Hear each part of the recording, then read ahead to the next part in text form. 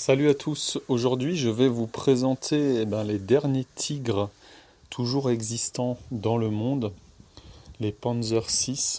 Il y en aurait 6 ou 7. Celui-là a été filmé en 2007 à Vimoutier en Normandie. Ce premier tank, c'est celui du musée de Münster en Allemagne, celui-là de Kubinka en Russie. Voilà déjà deux tanks. Celui-ci, donc Vimoutier, on voit là une fissure sur le dessus puisqu'il a implosé lors de la bataille de Normandie. Il a été abandonné par les Allemands par manque de carburant et ils l'ont sabordé. Ils ont mis deux charges explosives à l'intérieur.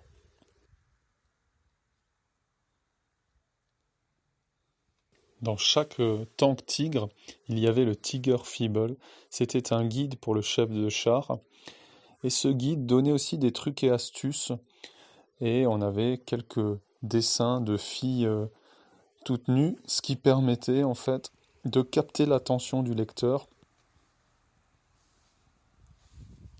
On voit la taille impressionnante des chenilles très larges qui évitaient au tank de s'enfoncer trop facilement malgré ses 60 tonnes.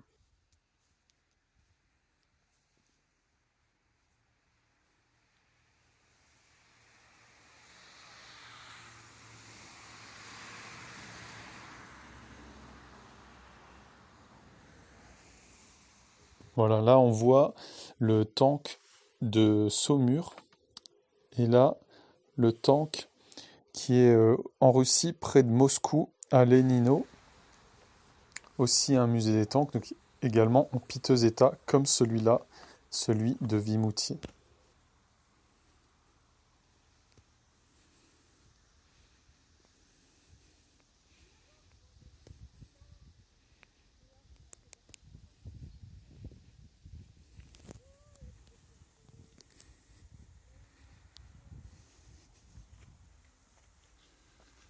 Ce tank, c'est celui du musée de Bovington en Angleterre, et ce tank est fonctionnel.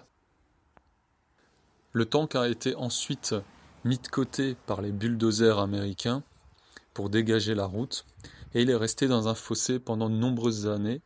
C'est que dans les années 70, à l'initiative du maire de Vimoutier, que ce tank a été ressorti pour être plus ou moins préservé, puisqu'on voit qu'il est quand même dans un mauvais état. On voit maintenant ce tank qui apparemment était dans un musée aux États-Unis. Alors là, je cherche encore la confirmation. Là, on voit à nouveau le tank de Saumur avec l'application de Zimmerit. Le Zimmerit, c'est une pâte que les Allemands appliquaient pour éviter les bombes magnétiques. Le tank Tigre possédait le meilleur canon sûrement de la Deuxième Guerre mondiale, qui était le 88 mm. Au départ, un canon anti-aérien qu'ils ont réussi à adapter et le mettre sur une caisse dans un tank. Il était également équipé de 2 à 3 mitrailleuses MG34.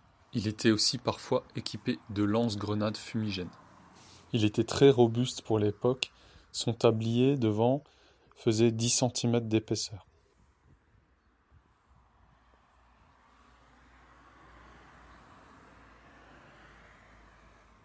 Ce char qui est énorme, puisqu'il fait presque 60 tonnes tout équipé avec les munitions.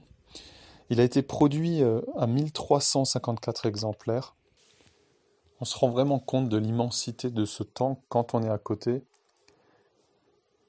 Voilà, je vous dis à bientôt pour un nouveau reportage. Si cette vidéo vous a plu, pensez bien à liker, partager et puis à vous abonner. À bientôt, salut!